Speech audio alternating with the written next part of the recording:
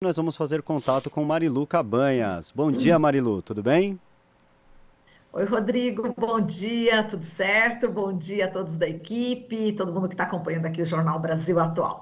Hoje a gente vai falar sobre a responsabilidade intergeracional ambiental. A advogada e jurista norte-americana Edith Brown conceitua assim essa responsabilidade. Cada geração humana recebe da anterior o meio ambiente natural e cultural com o direito de usufruto e o dever de conservá-lo nas mesmas condições para a geração seguinte. O nosso colunista, Wagner Ribeiro, professor do Departamento de Geografia da USP, do Programa de Pós-Graduação em Ciência Ambiental, falou conosco na semana passada sobre a importância desse princípio e citou a atuação de jovens ativistas brasileiros que entraram na Justiça de São Paulo para garantir esse direito. Foi em abril do ano passado. Foi a primeira ação popular movida por jovens contra decisões do Brasil na área ambiental.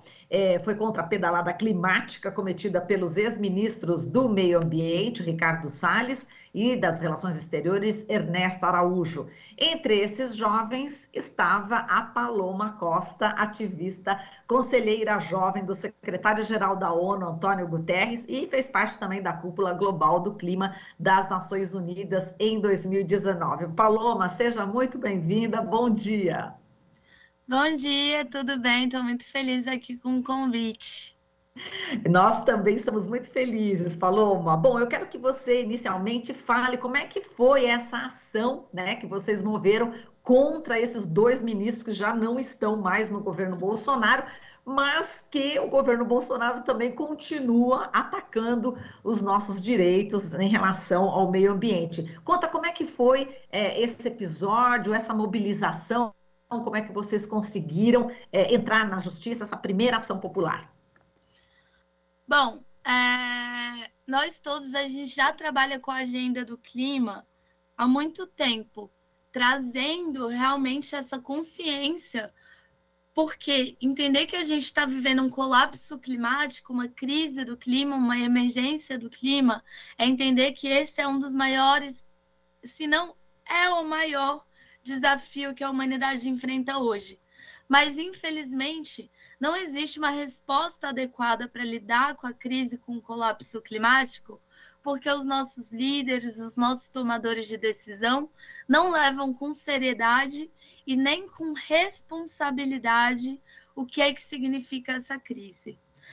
E aí, foi nesse sentido que a gente ficou muito indignado quando a gente viu a NDC, que foi apresentada pelo Brasil ali no final de 2020, e era uma NDC que, infelizmente, ela apresentava retrocessos. Ela permitia que o Brasil desmatasse ainda mais do que era permitido da NDC anterior. E a gente sabe que hoje no Brasil, a maior fonte de emissão de carbono é o desmatamento. Então, como que a gente tem coragem de apresentar uma NDC dessa? E aí foi nesse sentido que a gente resolveu se juntar, pedir apoio dos nossos parceiros, de outras organizações, para que a gente pudesse questionar, usando os instrumentos disponíveis na justiça, perguntando, sério, como pode apresentar uma NDC dessa? E foi a isso que a gente chamou de pedalada, né? Porque ali nesse momento representou uma pedalada. Você permitir mais desmatamento do que uma média anterior e ferindo diretamente o princípio da progressão. Então, para a gente foi muito sentir esse descaso, essa falta de responsabilidade e pedir que as autoridades brasileiras pudessem renovar essa NDC com mais ambição, com mais compromisso, da forma como o mundo tem tentado se organizar a nível internacional. Entendi. Vamos falar aqui para o povo que também não sabe o que é NDC, né? Contribuição Nacionalmente Determinada. Explica o que é esse NDC, é isso, né? O pé da letra quer dizer, mas enfim, a sigla em português é diferente. Vamos lá. Não, é que existe um grande acordo no mundo sobre clima, que é o Acordo de Paris. dentro do âmbito do Acordo de Paris, do qual o Brasil é signatário, todos os países tiveram que fazer as suas metas nacionalmente determinadas, a sua contribuição nacionalmente determinada, que são as metas escolhidas por cada país para que a gente, como humanidade, como mundo, pudesse se manter a um aquecimento do planeta de até 1,5 grau. Então, cada país foi lá e estabeleceu qual seria a sua meta. A gente estabeleceu, por acaso, que a gente acabaria com o desmatamento até 2030, mas não é o caso, que até 2021 a gente já teria diminuído em tantos por cento e não alcançamos. E aí foi isso. E aí foi quanto a isso que a gente se indignou mesmo. Exato, quer dizer, justamente você citou aí, né, no final de dezembro, né, aliás, no final de 2020, em dezembro, o Acordo de Paris, né, completou 5 anos, e aí os países signatários apresentaram essas novas versões dos compromissos assumidos lá em 2015. E essa meta, né, que o Ministério do Meio Ambiente acabou apresentando, foi exatamente, enfim, o que estava já na meta original antes, né? Então, isso significa o quê? Significou 400 milhões de toneladas a mais de gases do efeito estufa do que estava previsto antes, é isso, Paloma? Exatamente, assim, não igual ao anterior, na verdade, eles tentaram, o que aconteceu, né? Por que a gente chama de pedalada?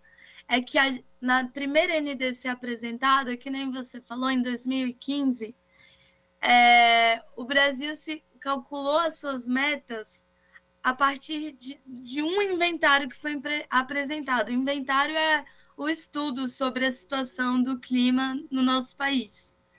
Quando chegou nessa NDC de 2020, que toda a NDC, todos os países tiveram que tem 5 anos para apresentar renovar a sua NDC, e o Brasil foi ali bem na meta para deixar registrado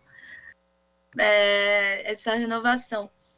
Ele mudou o inventário em qual se baseou o cálculo, e nessa mudança de inventário, mesmo que tivesse escrito uma coisa diferente, a gente que tenta confiar bastante, né, nos cientistas, que são pessoas que se dedicam a estudar, eles apontaram aqui no Brasil que esse cálculo, você mudando o inventário, na verdade, você chegava num espaço de mais emissão, que nem eu falei antes. Na NDC anterior, se com a meta que estava escrita, você podia desmatar tanto, com essa nova meta que, segundo o Acordo de Paris, a renovação da nossa NDC, da nossa meta, dos nossos compromissos, devem seguir uma progressão de ambição. Nessa NDC, eles permitiram que o Brasil emitisse mais. E como o desmatamento é a principal fonte de emissão de carbono no Brasil, isso, na verdade, representou que, com uma meta menor, a gente podia emitir mais. Ou seja, tem um progresso, uma pedalada, um retrocesso. Entendi, Paloma. Falando da responsabilidade intergeracional ambiental, enfim, vocês querem o planeta, o Brasil, aqui onde vocês vivem, protegido, não é isso? E vocês lutam por esse direito. Quer dizer, esse é o direito, é um princípio, aliás, que vocês estão batalhando para que valha aqui no Brasil. Queria que você falasse disso, dessa geração, essa nossa geração aqui, que está deixando para vocês esse estado de coisas, que é uma vergonha, né? Conta pra gente dessa questão. E daqui a pouco, a outra geração que vem a seguir de vocês. Vocês estão lutando pela geração de vocês e a próxima que vem, né? Sim, com certeza, assim, eu acho que é que nem você falou, né? Eu acho que se a gente dá uma olhadinha para a nossa Constituição Federal, até tá explícito o princípio da responsabilidade, da solidariedade intergeracional, que é esse princípio que visa que a gente, independente do tempo que a gente está vivendo, independente da geração que a gente esteja ocupando, a gente saiba viver nesse meio ambiente do qual a gente vive, que é um meio ambiente coletivo, de forma a também deixar a possibilidade de que as gerações que estão por vir, as gerações como a minha, que são mais jovens, possam também usufruir desse meio ambiente da mesma maneira. E para que isso aconteça, a gente não pode sair desmatando tudo, a gente não pode sair garimpando tudo, a gente não pode sair liberando a grilagem nos territórios, porque, além disso, causar impactos que são de difícil ou impossível reparação, isso acaba com todo o sistema ecológico, com todos os serviços ambientais que podem ser prestados. Não é à toa que existe aquele estudo do Carlos Nobre, do Thomas Lovejoy, que mostra que se a Amazônia alcançar entre 20% e 25% do desmatamento, a gente começa a apresentar sistemas savânicos dentro da floresta, que é como se fosse um deserto. E em quanto por cento a gente já desmatou a Amazônia com toda essa destruição? Então, a gente, pensando nesse sentido, quando a gente trabalha com a agenda do clima, a gente está falando sobre justiça climática, sobre justiça racial, sobre justiça para quem está no front, sobre justiça para as populações e povos indígenas e comunidades tradicionais que estão lutando no front, entendendo que se a gente não cuida hoje e todos os dias, não vai ter presente e nem futuro para nós e para aqueles que virão depois de nós. Exato. E Paloma, hoje é o Dia Mundial da Água, né? E a gente sabe aqui que a gente está bebendo uma água com, por exemplo, glifosato. O limite permitido aqui no Brasil é de 5.000 vezes mais do que a comunidade europeia, né? Do que na União Europeia, de acordo aí com pesquisas, e que sempre a Larissa Nes Bombardes, geógrafa, que está na Bélgica, né? Enfim, ameaçada aqui no Brasil, foi para lá, e ela sempre está denunciando. Hoje, o Dia Mundial da Água é uma preocupação dos jovens também em relação às águas aqui no Brasil, né? Com certeza, né? Sem água não tem comida.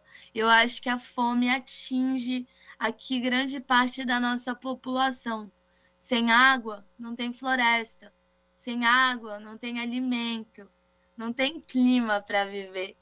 E eu acho que a gente lembrar que é nosso papel e nossa responsabilidade como cidadão, como coletivo, cuidar junto com os jovens, não é só para falar que lindo esses jovens ativistas, é para vir lutar junto.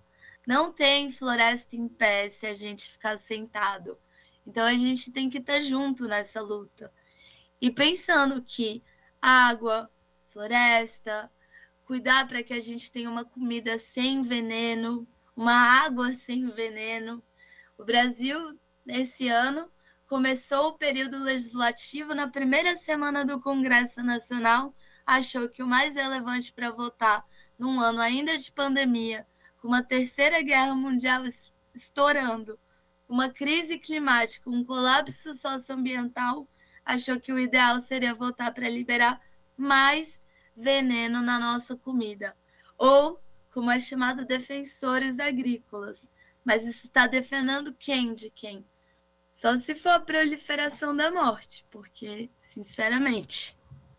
Exato. E Paloma, a gente sabe que você é conselheira jovem do secretário-geral da ONU, Antônio Guterres. Como é que foi esse processo? Como é que você acabou sendo aí essa conselheira? Conta aí a história sua.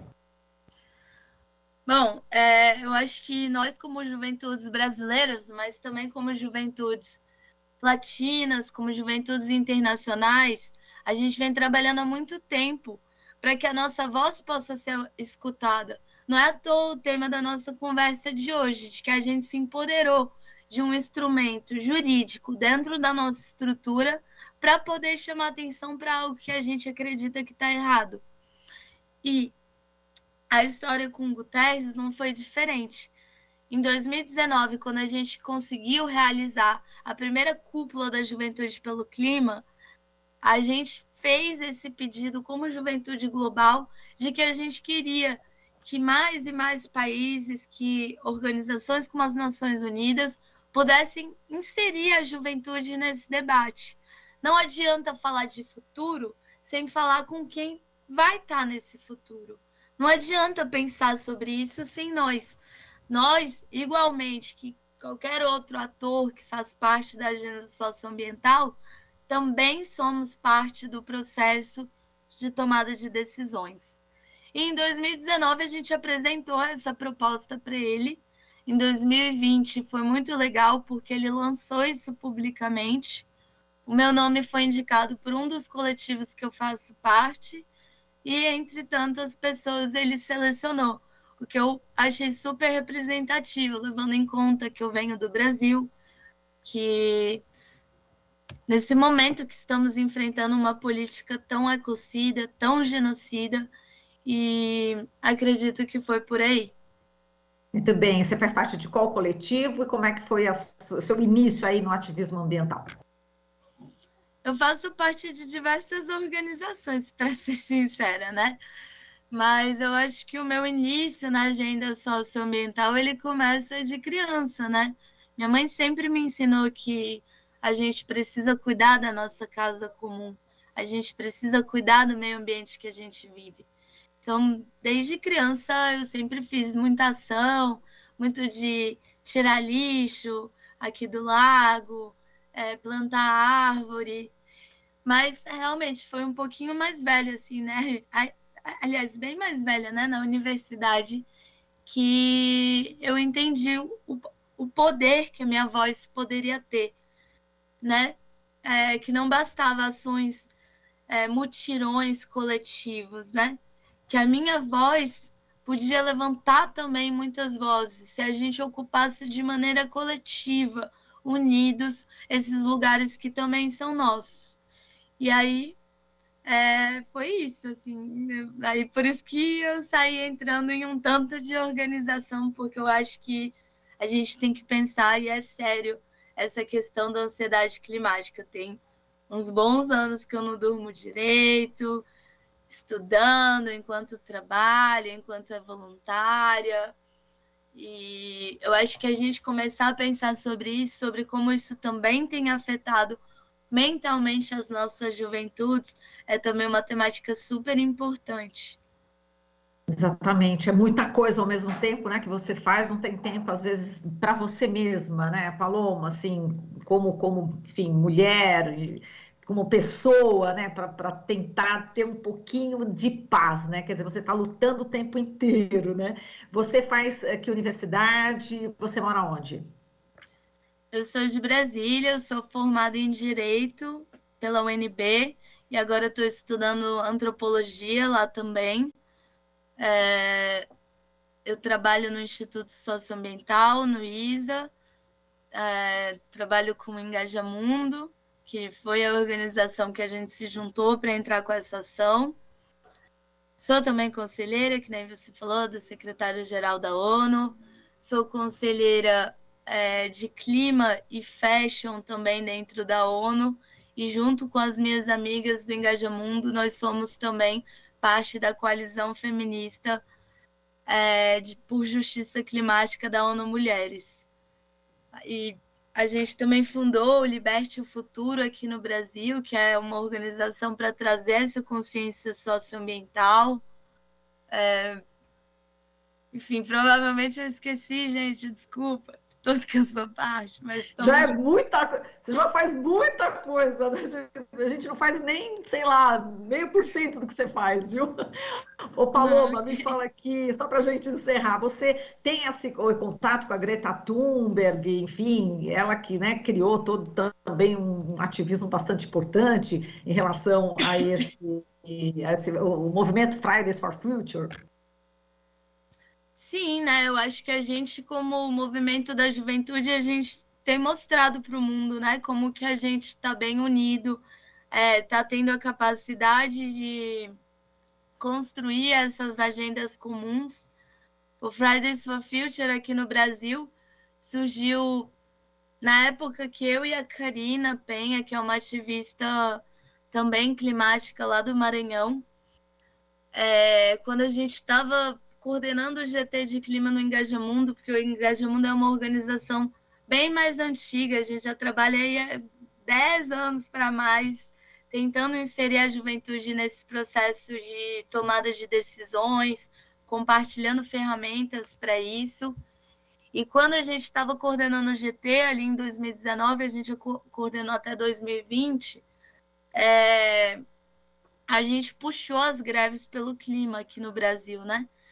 E em diferentes cidades, né? Porque no nosso GT a gente tem mais de 200 voluntários jovens que antes mesmo da pandemia já se reuniam semanalmente online para a gente construir uma agenda nacional do clima.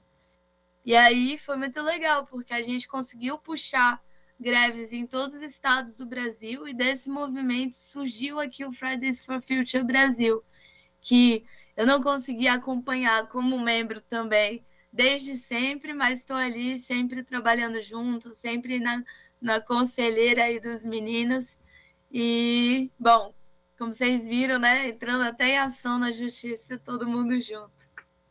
Maravilha. Agora, só para a gente terminar, tem aqui uma observação da Roseli Torres, aqui no chat, no YouTube. Ela está dizendo o seguinte: Paloma, os jovens têm que ajudar a eleger um congresso decente em outubro. Como é que tá? Para quem está no rádio, ela está levantando aqui o braço, o pulso. Conta para a gente como é que está essa luta aí, para a gente tentar transformar aí a participação no nosso congresso, né, com tantos conservadores. Bom, eu acho que esse é o tema fundamental do ano, né? Se a gente vive nesse sistema democrático como está aqui agora, e a gente quer uma mudança, a gente quer compromisso, então a gente tem que entender realmente, de fato, quem são os candidatos que vão estar comprometidos com essa agenda. A gente, como juventude, já está organizada há um tempo, trabalhando sobre essa agenda, trabalhando sobre quais são os compromissos que a gente quer dessas pessoas que serão eleitas, quais os compromissos que a gente quer dos candidatos. A gente vai pedir, sim, que eles assinem, porque a gente vai cobrar depois esses compromissos. A gente quer que tenha espaço para a gente conversar, porque hoje em dia a gente pede reunião, mas a gente não é recebido. E a gente está se formando entre a gente, ajudando todo mundo a regularizar esse título, a tirar esse título. Quem estiver escutando a gente e ainda não tirou, lembre que a gente tem até 5 de maio para regularizar o nosso título de eleitor. E a gente está nesse processo, formando, trazendo, puxando mais e mais juventudes, para a gente olhar para quais são esses candidatos que vão aparecer, qual é a proposta deles, e conversar com eles para que a gente possa ter propostas conjuntas. Eu espero que a gente possa ser que nem o Chile, aqui na América Latina, dando o exemplo em que a juventude conseguiu eleger o seu presidente para reger o país. E agora ele está lá, fazendo um monte de iniciativa legal. A gente não está deixando de olhar também, a gente como juventude latina, a gente está de olho também, mas a gente está muito orgulhoso do que a juventude chilena fez por lá. Estamos aqui acompanhando, ansiosos, querendo que a gente seja o próximo da fila. Tá certo, Paloma. A gente agradece aqui a sua participação. Volte mais vezes, você já fica aí, já ligada, que a gente vai te convidar mais aqui para participar do jornal. Foi ótima a nossa conversa, gostei muito de você. Parabéns pela iniciativa, parabéns pela sua atuação. E se cuida, viu? Porque realmente muita coisa ao mesmo tempo, né? A gente acaba deixando um pouquinho a saúde de lado. Olha eu falando aqui, como até a mãe deve falar para você, né? Tem que se cuidar, né, Paloma? Cuidar do planeta e cuidar também do seu corpo, né? Enfim, é realmente bastante preocupante toda essa carga, como você falou, né? Essa carga que os jovens estão carregando hoje, porque nossas gerações anteriores, a minha inclusive, te deixa um Brasil desse jeito, né? Paloma, muitíssimo obrigada pela tua participação, um beijo e até a próxima. Obrigada a vocês pelo convite, até. Até, um beijo. Falamos aqui com a Paloma Costa, ativista, conselheira jovem do secretário-geral da ONU, Antônio Guterres, e que fez parte da Cúpula Global do Clima das Nações Unidas em 2019. Você está ouvindo Jornal Brasil Atual. As notícias que os outros não dão.